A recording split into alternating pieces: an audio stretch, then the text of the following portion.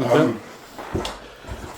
So I'll just ask you about what you know, I suppose, to start off with the Savoy venue and its use as a music venue from, as you said, from 1966 onwards. Okay, well, there's two things, I suppose. There's my own personal experiences, and then there's what I've come across as I researched for the article I wrote about the Savoy. So as far as I could figure, the Savoy was used as a cinema, of course, and then in terms of its use as a live venue, up to around 66, it was kind of like mostly choral societies, opera shows, big variety shows and things like that. And then the management cottoned on to the fact that they probably needed to get some rock and roll in there. So as far as I could figure, Roy Orbison was the first kind of person of the new generation, would say, even though Roy Orbison even by 1966 would have been around quite a while. And then Tom Jones did a gig there, and then the first real rock music concert would have been Taste with Rory Gallagher.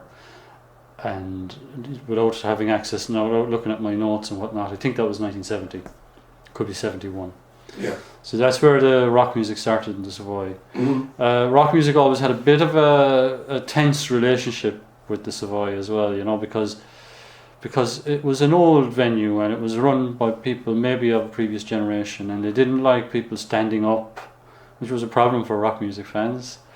And there was this kind of policy of keeping people in their seats, and that created a lot of tension, and sometimes it even spilled over into more than tension, you know. On one particular occasion there was serious, well, there was trouble at a few gigs in the Savoy that I know of, but there was a serious problem at a gig in 1980 with the Undertones, where, I mean, you can imagine with the Undertones, the crowd weren't too pushed about staying in their seats.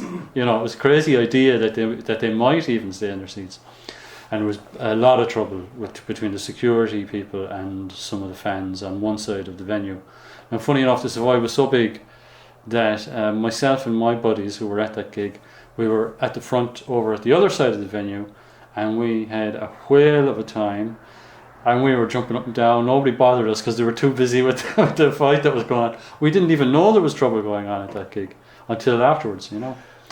And so the capacity of the venue would have been 1,500? 1,500, yeah. Okay, yeah. Yeah, seats, yeah. Yeah.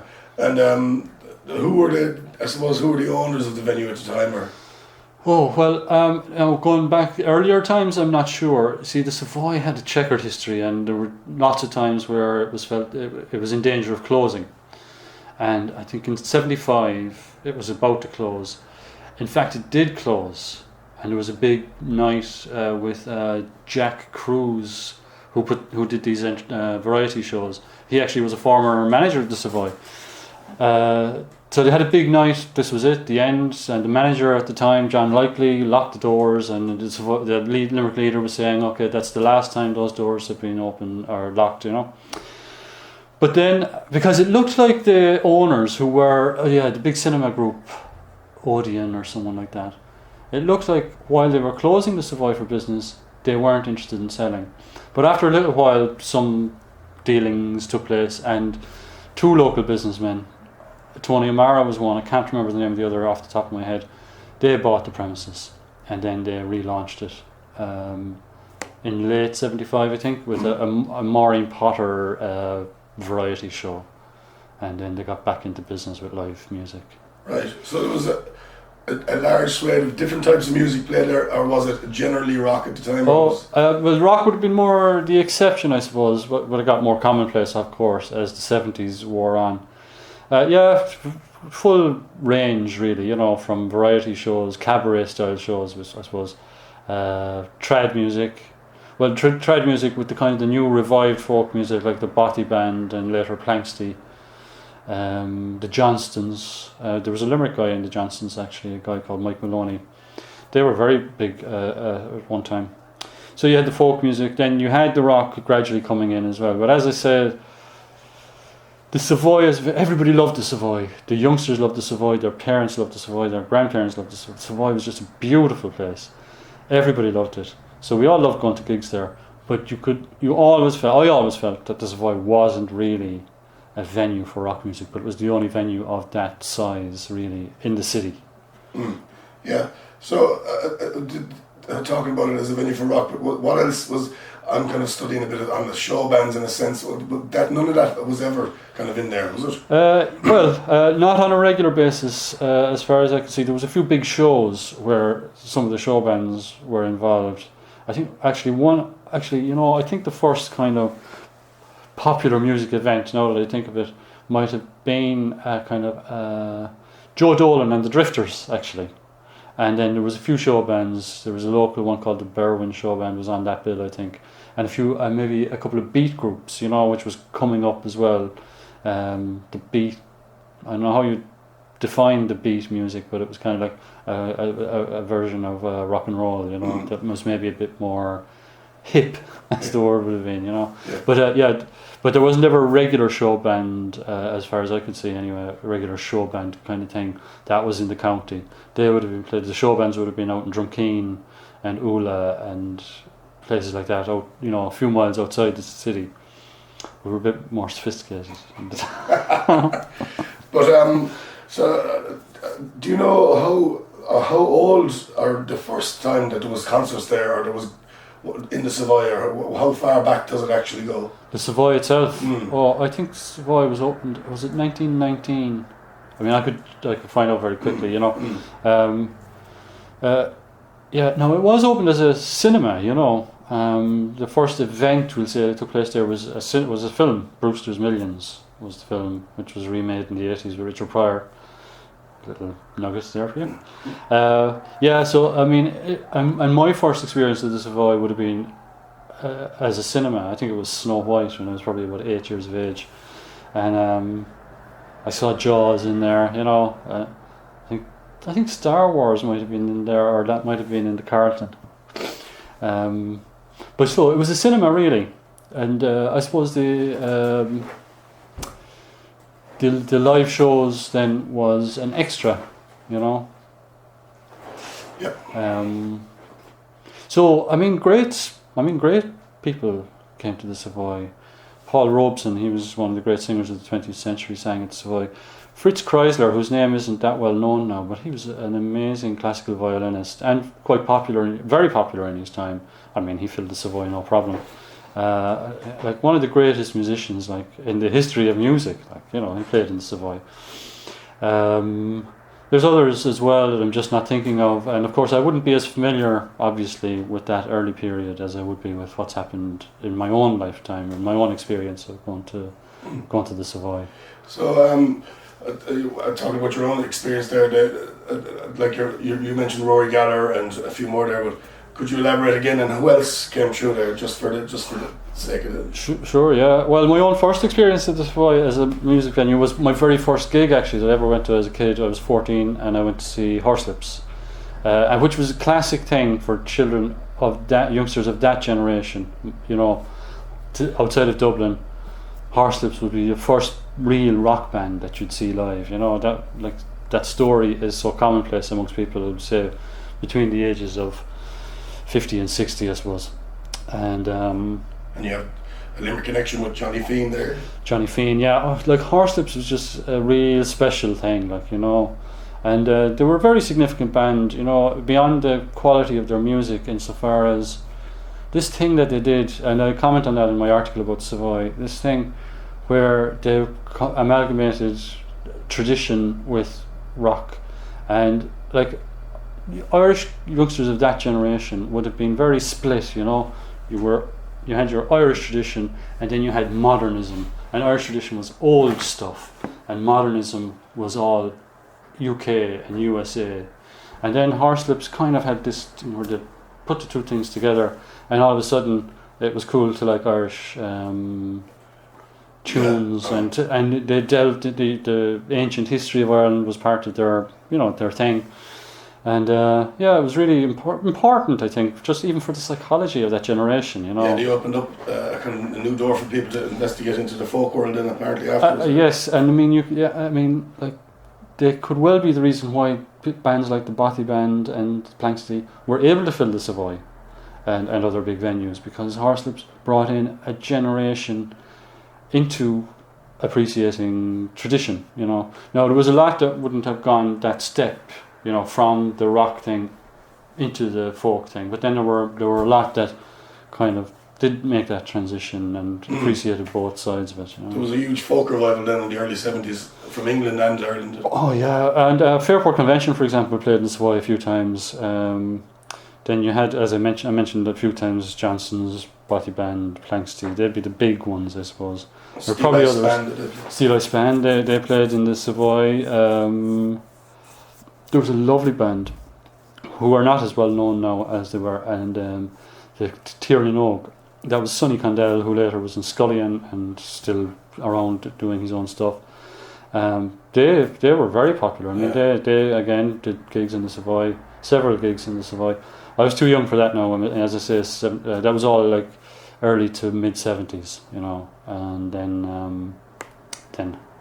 I went to see Horselips in 78 there. So. Yeah, and it went all the way up as far as bands. It went right into the 90s with bands.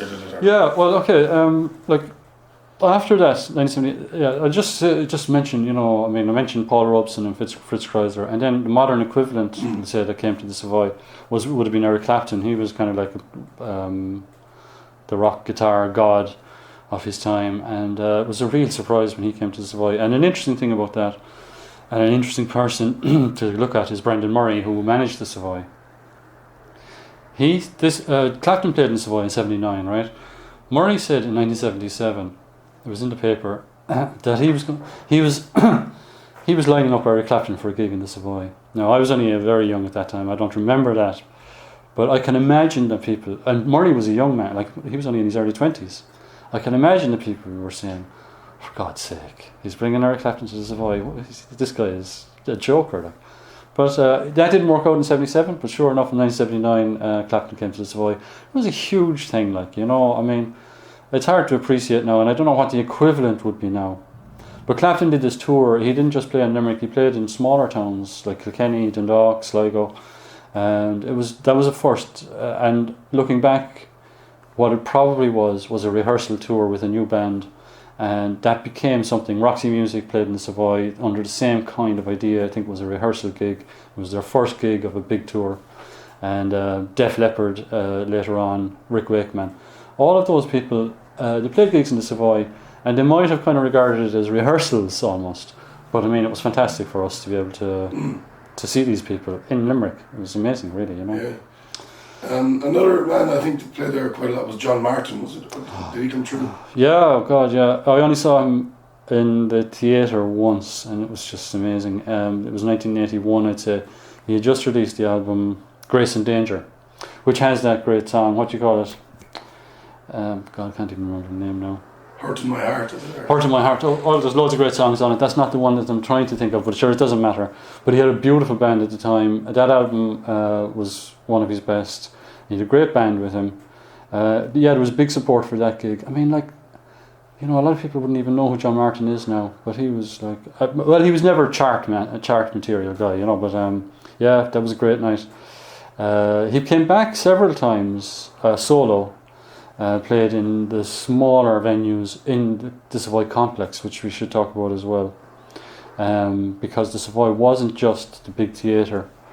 Brendan Murray developed it into a kind of a live music complex. It was an amazing thing, really, in a town like Limerick, because I mean, much as Limerick people regard themselves as city folk, it's a small town in the greater scheme of things, and. To have that was amazing, So you talk about the place as a complex. How many rooms were in it, and what could each room hold, or was it all different sizes? Yeah. Okay, you had the theatre, which was 1,500 seats.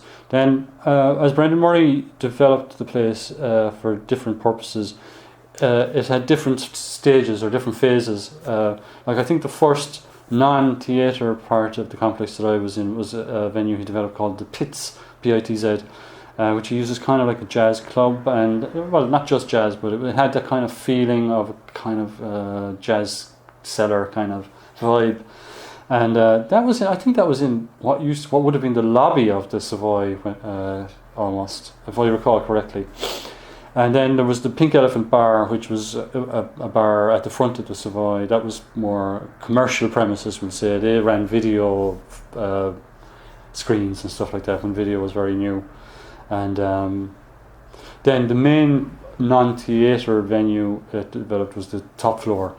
And the top floor was a long, fairly low-ceilinged room. I'd say it had a fairly high capacity though. I'd say 500 would have been fairly comfortable in there.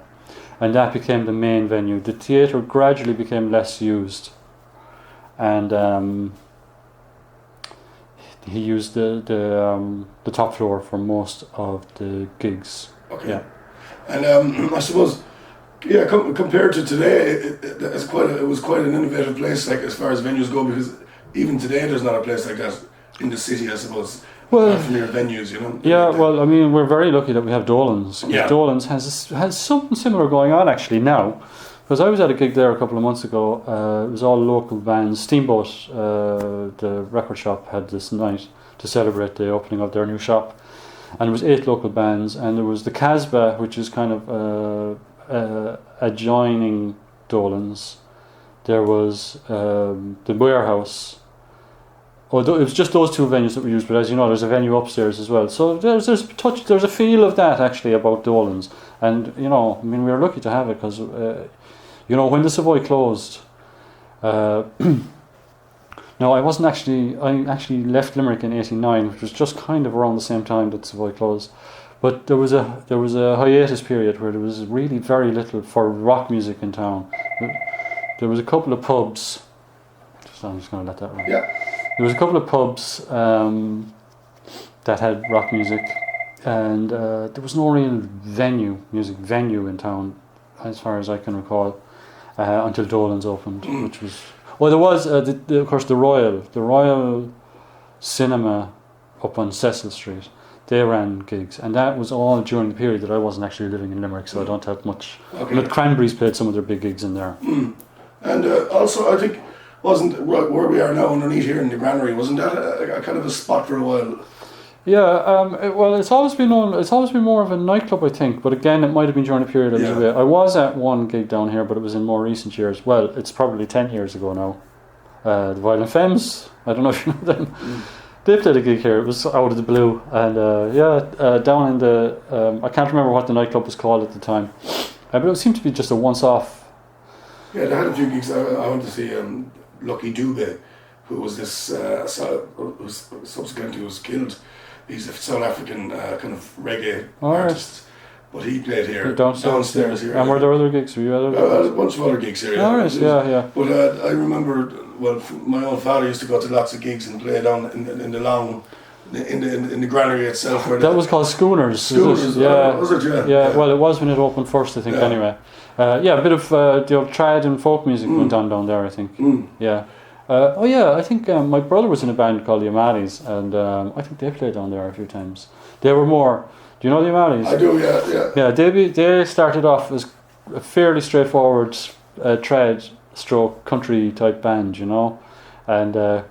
Actually, they developed into what they became, which was this crazy rock and roll, traditional punk flipping chaos. That all developed in the Savoy. As far as I know now, it would be good for you to talk to one of those guys. But what I think happened there was they started this residency on the top floor in the Savoy, Sunday nights, and they were doing their regular show, which was mostly kind of trad and ballads and maybe the odd bit of John Prine, American country type stuff, Townes Van Zandt and stuff like that. But then it was a lovely show. A lot of people went along, and then people started coming up to do a bit with them. Ger Costello, Des O'Dwyer, the late Des O'Dwyer, and it actually organically developed into what became the O'Malley's. I think that's what happened. Oh yeah, Tom Cronin is another guy. We often think of Dave Keary and Des O'Dwyer as guitarist with the O'Malley's, but Tom Cronin was with them the longest and a great musician as well. Yeah, and Tom, I know Tom. He's do you? Yeah. Just coming out of hospital now. He's still in hospital. But all those guys, I was going to talk about that.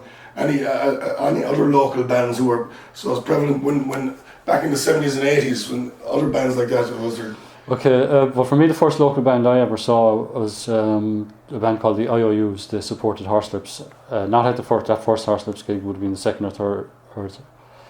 the second Horselips gig I was at, because and that was the first local band I saw. I was really impressed with them actually. I mean, I was only 15 now at this stage, and I thought they were great. They were like a Joe Jackson stroke Elvis Costello type thing, you know. And this was 1979, so it was they were quite with it. Like the guy, I didn't know him. Dermot Sheehan was the guitar or the main guy like in that band. He passed away at some point later on. Paul Healy was in that band, probably Brian as well, Brian Healy, and I think Brendan Wallace played drums. And these guys featured in various bands then down the years. Like you had the Outfit, really good. A lot of people think reggae, Irish reggae, is a bit anomalous or something, you know. But I mean, they were really good, you know. I see that they might be doing a gig again. They are doing a gig. Yeah. I saw a Facebook post about that. They'll be doing a gig in September. And the Outfit, was that Ger Costello as well as Paul Healy? Yeah. No, I'll probably forget somebody. Ger Costello, Paul and Brian Healy, Brendan Wallace, Mike Ryan who later became known as, to me anyways, Mike Two Can Dance Ryan, because you had Mike Tuesday Blue Ryan as well. So Mike Two Can Dance Ryan, and then saxophone was Dermot Maloney, I think. So yeah, really good band. I mean, a really good band, like, and they covered a lot of reggae kind of classics, I suppose, but they did a lot of the good songs of their own as well. That was the Outfit. Then they kind of, Ger and the Healys went their separate ways, and the Healys and Brendan Wallace formed the Groove, another really good band. Ger had a couple of different things happen then. He did a band called Out of the Fog and Giant Kites, and some of his, like one of his songs was covered by Christy Moore on that Ride On album. So Ger did, and then Ger kind of became a full-time member of the O'Malleys. So there was loads going on. Yeah. And then I've only mentioned Tuesday Blue in passing, and of course, and Two Can Dance as well. You know. Tuesday Blue were quite, I suppose, more of a super group, huge at the time, but didn't really. Yeah, they were one of those, like Granny's Intentions before them. They nearly made it, but it didn't. I think what happened with them was unfortunate, and we're kind of gone away from venues now a bit, but they started off. There was something really special. You could feel it, you know, and they brought out the single. Tunnel Vision on the Mother label, which was the one that U2 were funding, and a great single. I was talking about it recently. I heard a radio program, singles review show, Bruce Shields saying that was a great song, and he particularly was talking about Dave Keary, the guitar player. But anyway, yeah. So but then they brought out that single. That was great. They got a deal with EMI, I think. But then it was just 2 years. 2 years is too long, like, you know. It must have been nearly 2 years between that moment of that single, we'll say, and a bit of kind of a buzz. Sure, who's going to remember? Like we remembered them because they were guys we knew, like. But nobody else remembered Tuesday Blue 2 years later. And the album came out, and the production wasn't fantastic, I felt, and it just didn't go, unfortunately, you know. And talking about all those guys, I suppose you can still see all these guys playing around town today, like they're reaching into their. Yeah, well, I tell you, some of them aren't playing around town because they're playing a lot bigger gigs. Tuesday Blue, Ray Fiennes, the drummer. Ray is the drummer with Celtic Woman. I mean, that's absolutely massive in the States, you know. Ray also drums with Horselips when they do their reunion gigs, because Eamon Carr has just decided. Eamon Carr was the Horselips drummer. He just decided he didn't fancy it. And Ray was the perfect choice, of course, because he's Johnny Finn's brother. It's all a little bit, you know, incestuous, isn't it? But Ray, I loved watching Ray playing drums. My favourite drummer visually, you know, because he bounced around the kit as he was playing it, like. So that's Ray Fiennes. Dave Keary, the guitar player in Tuesday Blue, has been Van Morrison's guitarist now for 5 or 6 years. And I always knew, and of course everybody knew, Dave was like really special, you know, even as a young guy when you know. But I mean, when he was playing with O'Malley's, he often guested with the O'Malley's, and like they'd do parodies of U2, and he'd do Bad, you know, all the guitar parts, just do them all himself, like, you know, everybody could see that Dave was. I brought a friend of mine from Dublin along to see Dave playing with Joe Brown, a Sunday afternoon gig in the Savoy, was it? No, it would have been later, I can't remember where it was. My friend fell off the chair when Dave started his first solo. Dave was just amazing. But anyway, yeah, but a lot of these guys are still playing around Limerick as well, you know. And Dave will play locally. Dave played here in the Granary a few weeks ago. Yeah. A friend of mine who recorded an album last year, Michael Donovan, another guy who's been around the music scene for donkey's years, made an album. Buns, yeah. Yeah. Jeez, we're in the same. We know the same people. Mike played a gig here, and Dave played guitar with him. Yeah. You know, I mean, so. Talking about that, like a guitar was, I suppose it's one of the huge instruments, but in Limerick there's a big history of really good guitarists. Oh yeah, I mean, if I was to start saying the names now, I'm going to leave someone out. But the obvious ones are Johnny Fian, Johnny Hockaday, guitarist with Granny's Intentions, but like, you know, also a great classical guitarist. I saw him do a classical recital, and I was just floored by him. And a very humble guy, you know. Well, all these guys, I don't really know Johnny Fian. I was introduced to him, but I don't know Dave that well. But they all just very regular. I mean, Dave is playing with Van Morrison, and then he comes and plays a gig in front of 50 people here in the granary, you know, no problem. And no kind of airs. But you had Johnny Fian, Johnny Hockaday, Dave Keary, Des O'Dwyer. Jesus, I mean, Des was so quiet and so background. You hardly noticed him there unless you were really zoned into the music, like, you know. And then he went and brought out an album of his own. I couldn't believe that, Home James. Because Des was so kind of retiring. It just never occurred to me. And that album was a fabulous album. And then of course he passed away just as that album came out. It was very sad, but absolutely wonderful that he got to do that, you know. And that's kind of his musical legacy behind him. The other part of his musical legacy, of course, was Took and Dance. And it's an awful pity, as far as I know, there are no proper recordings of Took and Dance. There's a few demos around. I think there was a single, Green Eyes, but... and the members of that, Sean Fox, and is it? Sean Fox. Mike Ryan again. Mike Took and Dance Ryan, of course. Again, I don't know the drummer. Of course, Eamon Hare was the main guy. Mary Elverton and Dawn Brown, I think, were singing. Sean, Des...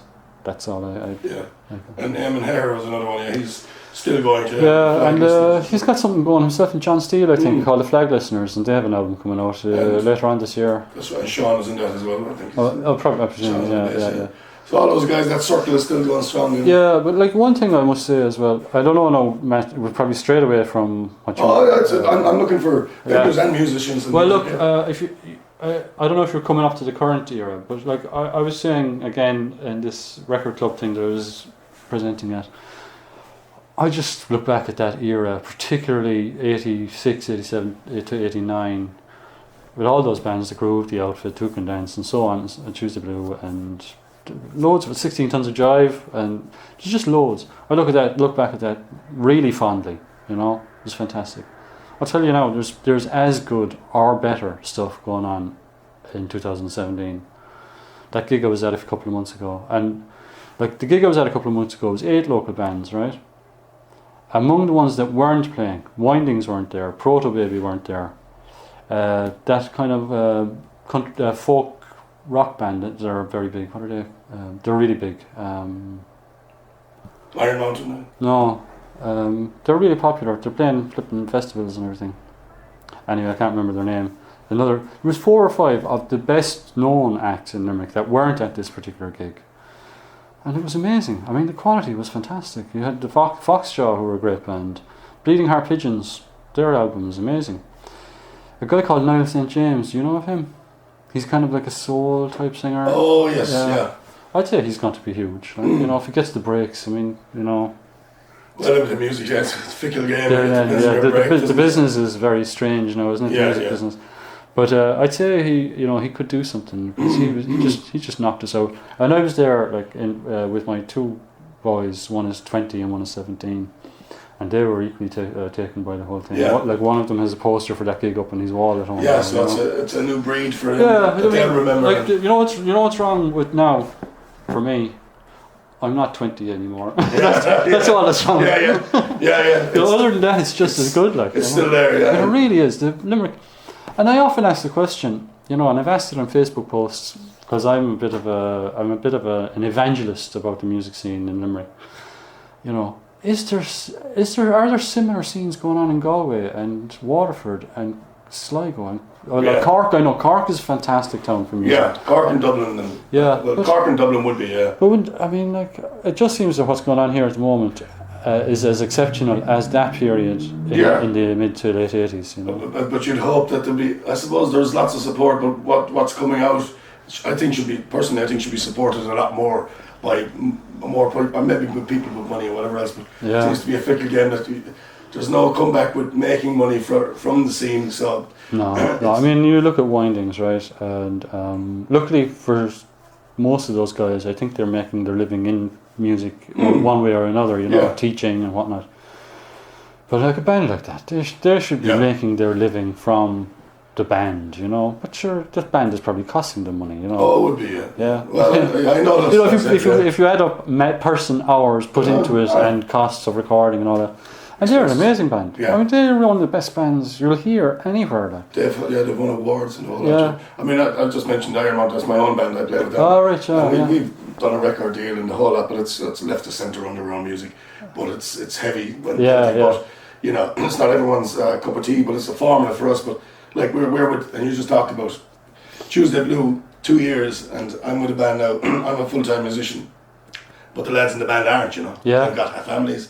And they've got this, that and the other work. So you leave it and you don't strike while the iron's hot, then you have to rebuild the whole thing again. And that's the way it is with talking about money, and it's very hard for people to make and go out there and say, I can't give my job up to go on. No, you'd have to be mad, you know, or a real maverick like to do that. Like here I am talking like as if I know so much, and you're an actual gigging musician. So I mean, there's nothing I'm saying that you probably don't. Oh no, but that's what I'm looking for, is just a view of the past and today. Like you're very up on the whole thing, and for me, that's what I'm looking for here. But with all that's what I'm looking for. Those guys, I mean, and you're talking about Limerick itself as a historical place for music. There was always we'll go back a little bit again, right? Okay. So I kind of look at it in terms of my own kind of experiences for a few minutes. Yeah. So started off the Savoy.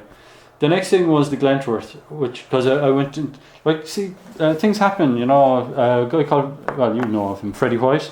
He supported Eric Clapton himself and his band actually, and so Freddie White, that set me into the whole other thing. Then, you know, Freddie White was kind of part of the folk club scene, even though he wasn't a folk musician really, but because he's solo and acoustic guitar, he was regarded as a folk musician. So then, it's the folk club in the Glentworth. And then that led on to the festivals, you know, because all these guys were playing at the festivals, Liston Varna and Ballysadare and all that. And so the folk club in the Glentworth, and that became, like, the club was in kind of a cellar, a basement venue, a long, narrow room. But quickly enough, that moved up to the big ballroom upstairs because they were getting huge crowds. And that was called the theatre. Was it the theatre club? No. That might have been a bit later. That came later. Yeah, this is what I'm talking about, 1979, 1980, 81 now. So it was first band I saw in the folk club was Scullion, who were loved them. They were a great band. And then you had Barry Moore, who became Luca Bloom. Freddie White, of course. Paul Brady. They were the big ones. I saw John Martin in that folk club after it had moved up to the ballroom, and solo with his delay, echo, and all that kind of stuff. It was amazing, like. And so and then Stockton's Wing. That might have been then. The Glentworth stopped hosting music, and then the folk thing kind of went into the Belltable Theatre. Saw a good bit of folk in there. The Crescent Hall, that's legendarily the venue for U2's only Limerick gig that I know of anyway. They also played when they won that competition in '78, but their only proper gig I think was in the Crescent Theatre, and I was at a couple of other folk things in there, but that's the only rock concert I was ever at in there. I don't know how they ended up playing in there. Bear Angley at UL was involved in that with Brendan Murray, I think. And I believe there was only a small crowd. There was only 200 or something at it, which surprises me because I was at it with my friends. But we were up at the front, and I thought it was a big deal. I thought it was a big crowd, you know. But the wisdom now is that there was only a couple of hundred there. Yeah, I was just at them this weekend in Croke Park. Oh, were you? Yeah. 80,000. Yeah, they're still there. Well, I was saying the other day that the thing about U2 for me is I never became a huge fan, even though the first album I bought by them was the Joshua Tree, like. Mainly because you know the way it used to be. You know, if your friend bought an album, you didn't buy the album. You know, so my friends bought the early U2 albums, so that was how I got access to them.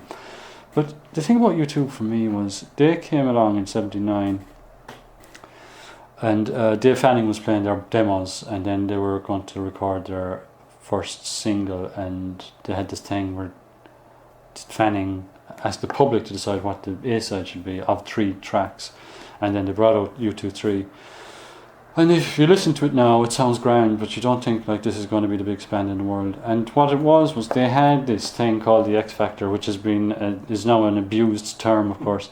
But they had that thing, and it's really amazing. You know, it's like, what is it? You know, they just had that thing that excited people, and it was people at that gig in the Crescent that I know who never became gig goers. They weren't really live music people, but they went to that U2 gig, which is really interesting, isn't it? There was guys there, and we've been reminiscing about it a bit on Facebook lately, and there was guys at that gig, I never saw them at another gig, you know? Yeah. They might have gone to Tin Lizzy maybe, but they weren't gig goers, but they went to U2, and that was on the back of one single, you know, because there was something, the U2 had the It was something for them to do, yeah. I mean, I suppose you still have that with certain bands, you know? Yeah, but it's very rare. Yeah, it's a rare thing. Like, yeah. But, and you talked about Bar Angley there and those guys. Who were the shakers and movers or whatever in the organising and promoting, and I suppose in that era of 70s and 80s? Well, I was only a youngster. Well, in the 70s, I was only a youngster anyway. So I wouldn't have cared really who was doing it as long as the gigs were happening. Brendan Murray is the obvious person because he ran the Savoy, and he also promoted gigs that took place outside of the Savoy. Like he promoted Rory Gallagher when he played at the Parkway. He played at the Park. See, what happened was, I mentioned earlier about that Undertones gig. For a while after that, there was no rock music in the Savoy. I think Brendan Murray got a bit of a fright maybe at the damage that happened that night. And Lizzie and Gallagher were both coming in very shortly after that, and they were probably scheduled for the Savoy, but he moved them out, and Lizzie played out in Drumkeen in the ballroom there, and Gallagher played in the Parkway, which was a grand venue actually. That worked out well. And so Murray is the obvious person. Bar Angley was involved in NIHE, as it was at the time, entertainment's officer, and Bar brought loads of bands, like, you know, but I wasn't that plugged in to the NIHE scene or UL scene. But Burr did a lot there, and I think he said that he was involved in that U2 gig. But he got annoyed with U2 then because they badmouthed Limerick after the Crescent Hall gig apparently. But anyway, I don't know who else. Like, I wasn't really, as I say, I wouldn't have been aware of the inner workings of these things. Really, yeah. You know? And I suppose just to bring it today, the Savoy today is a hotel, or it's it became a cinema basically then for the last period. Yeah, well, I mean, the original Savoy was demolished, of course, and then it was rebuilt as a cinema and bowling alley. Demolished again, was it? I don't know, was it demolished again and rebuilt, or did they just redesign it? I think, yeah. I mean, that's all. Like, look, the Savoy now is just a name to me and to my generation. It's like, because the Savoy is that theatre with the 1,500 seats and the kind of old-fashioned architecture, and the Savoy now, it's just a nice hotel down the town, but the name doesn't have any of the... I mean, you can't overestimate how significant the Savoy was to people. It's like one of those markers of being from Limerick, like Thomond Bridge or the Treaty Stone or rugby. You know, the Savoy was that important to people, you know, and it wasn't just because of its bricks and mortar. There was something extra, like that X Factor, you know. Yeah, the Savoy was a very significant place for people, and it really broke people's hearts, even though it had fallen into disuse. Well, actually, do you know what happened at the end of the Savoy story, which I never knew until I researched the article? Brendan Murray, like, single-handedly kept the Savoy going and was bringing in the occasional big act, but was keeping it going with the smaller venues around, as I mentioned, around the complex. Brendan Murray died in a car accident the day before he was due to take ownership of the Savoy. Now, if Brendan Murray had taken ownership of the Savoy, it would still be a running business today, and it would still be bringing music to the city centre, you know. I mean, it gives me chills on my spine every time I think of that. because he was the only one really who had the energy for it. I think his brothers were most of his brothers, if not all of them, were one way or another involved in music as well, but they didn't fancy taking it on, and nobody fancied taking it on. And Savoy was demolished during the year after Brendan Murray died. It's an awful tragic thing, for a human level, of course, his death, but for the city, it was a terrible thing, because. Like when the Savoy was closing back in '75, I never thought that was the end of it. There was stuff in the paper about how this was breaking the heart of the city, and Jack Cruz, who had managed the Savoy but wasn't from Limerick, he said, don't let the Savoy go because, you're losing something so important. Like I can't remember his exact words. They're in the article, I think. That's how important the Savoy just was. One of those. It's like Thomond Park, and it was demolished. And nobody will ever kind of see the current Savoy. Anyway, it's just a building on the same site, really. It was part of the fabric of the city. It really was, yeah. Like the confraternity. But to imagine what could have happened in the meantime there, like as a central city place for. But I mean the whole scene has changed. I'm very positive about the current local music scene, but one thing that doesn't happen now, which used to happen, was and the Savoy top floor was very important for this, was national bands. In the 80s you had a lot of bands who weren't superstars but were accepted as being big bands and toured, like Light a Big Fire, Aslan, Into Anua, Subterraneans. Do you know the Subterraneans? Flippin', I loved them. They used to come around, so it was kind of like a circuit, and they'd go to Sligo to the Blue Lagoon, they'd go to the castle in Galway, and there were various venues in Cork, of course. So there was a venue for bands touring, or a kind of a circuit. I don't think there is anything like that. I know you have the Roisin Dove in Galway, and you have. They're quite small, aren't they? Yeah, it's not. You don't seem to have the same thing. No, bands coming around from time to time. There's no large circuit or mid-large venue, kind of 800-seater. That's kind of what you're talking about. Yeah. That's kind of mid-size. Yeah, but even like I suppose you have Dolan's and the Roisin, and then in Dublin various places, of course, in Cork, the Crane, but they're not. I suppose there are loads of venues split up into smaller sizes, aren't they? Yeah, but like at that period, like Light a Big Fire would set out on a tour that would take them to Waterford and Cork and maybe Killarney, I'm not sure, or Tralee, up to Limerick, on to Galway, over to Sligo. I don't know if they'd hit Donegal. And it would be, and then Aslan would be following on behind them, and then Into Anua would be coming along, and Subterraneans, and it was fantastic, As a rock band then in that time, you could actually do a circuit of the country 4 or 5 times a year. Yeah, I mean there would be diminishing returns, I suppose, if you came around too often. I'd say bands like the ones I've mentioned might have come twice a year or 3 times a year. I'd say, because then people start to feel like they've seen them too many times or whatever, Yeah. But yeah, it was a real live music circuit. So I don't think, I know there are venues, but I don't think there's a circuit like that. Bands don't set out like that. No, the money isn't there, is it? Yeah, I suppose, yeah. The promoting money is not there. Yeah, I suppose when you talk about the Savoy again, and it's sorry, no, I'll just no, finish up. Yeah, no problem. And it's very hard for American acts to come here now to Ireland, in a sense, for money. Well, talk about the Savoy, like you had the likes of Guy Clark and Townes Van Zandt, and these guys would have played there.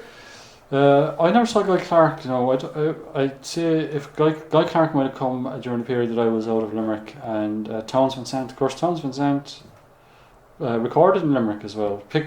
Zurich Studios up in was it up Edward Street way? It was up near the barracks. Pierce Gilmore. Yeah, imagine there was a Townes Van Zandt album recorded in Limerick. That's one of those kind of bizarre ideas, isn't it? But like let me see. Loudon Wainwright. I saw Loudon Wainwright in the Savoy Theatre in '81, and John Williams, who's kind of forgotten about. I don't know where John is. John was a local kind of folk singer, a real hippie dude. He was a great guy. I knew him quite well. He was a good friend of my brother's, and he supported John Williams, or supported Loudon Wainwright. And the Loudon Wainwright gig, I mentioned it in the article about the Savoy. It was fun. It was he was great, you know. Loudon, he was on his own, just solo with the guitar, and there was somebody kind of in the crowd who was quite drunk and was singing along, blasting out, and it was driving everybody mad. Eventually, this woman took it upon herself. She tackled your man with her handbag, and she got ejected. So did the guy, you know. But yeah, it was kind of a funny. It was kind of actually it was a bit of an upsetting incident. It's funny looking back, of course, you know. But it was quite violent. Was he not bottled? Was it that? No, was it that? What? That's that story. He wasn't bottled. No, was it? Who? That Wainwright was? No, that your man was. Well, I always thought, and I wasn't sitting far from it. I always, my recollection is that she assaulted him with her bag. Right. Oh, you had heard about that, had you? Well, I heard the story, and I've talked to you guys about that. Yeah. But I tell you, you know, people, like 10 people experienced the same event, and they had 10 different stories afterwards. Yeah. Mine is the right one. Right. So people dramatise things as well, you know. Or, I don't know, they just add in their minds, and maybe I do. But I mean, a woman assaulting a guy with a handbag isn't that dramatic, really, is it? But it's kind of funny. And Loudon Wainwright thought it was hilarious. I didn't think it was that hilarious at the time, actually, no, you know, it's very funny looking back. But at the time, it was kind of upsetting. It was actually a real physical kind of, you know. And Loudon Wainwright said, I think I'll play The Heckler now. And that was one of his songs. But anyway. Yeah, Loudon Wainwright. Madness played in Savoy. The Smiths played in the Savoy. The Damned played to about 20 people, I believe, in the Savoy. I wasn't at that gig. That was late on. That was long after punk. Like it was probably 86 or 87 or later. Lloyd Cole and the Commotions played there. A lot of Martin Stevenson and the Dainties. I wasn't here when they played there. Played in the Savoy, but and I don't know what kind of crowd. And then jumping backwards again, Graham Parker played in the Savoy. That's a legendary gig, which I wasn't at because I was only 13 when he played in the Savoy. But a friend of mine who's younger than me was at that gig. Fecker, Owen Devereux. I think Owen was involved. Owen Devereux, he's a professor out in UL now. He was involved in local pirate radio. And I think he interviewed you too the time they played in the Crescent. And if I recall correctly, Owen said that Bono said afterwards that they were very upset at the violence. There was a lot of trouble at that gig and they were very upset about it. And that Bono said he wasn't coming back to this town again. I don't know, I can't remember now. I think that's what Owen said anyway. Yeah, other people, Clapton... Janice Ian, people think of her, you know, at 17. She played an incredibly powerful set, like really deep soul stuff, you know. I was really knocked out by her, as was my mother, who was at that gig as well. You know, yeah, they were great times, you know. And you don't have a venue like that now. I was at a Van Morrison gig out in UL, and I didn't enjoy it at all in the concert hall. It's not a venue for... No, the gig itself was nice. It was a lovely gig, actually, and Van was in relatively good form. But, it's a soulless kind of place, really, isn't it? It's a lecture hall. Yeah, like, yeah, you know? it is. Yeah. So we've no decent big venue in a city this size, you know, the third city in the Republic. Like, it's an awful shame. Yeah. So that's it, yeah. That's great. All right. That's great, Mike. Thanks very much. I probably could have talked for another 2 hours. Oh, yeah. It's grand.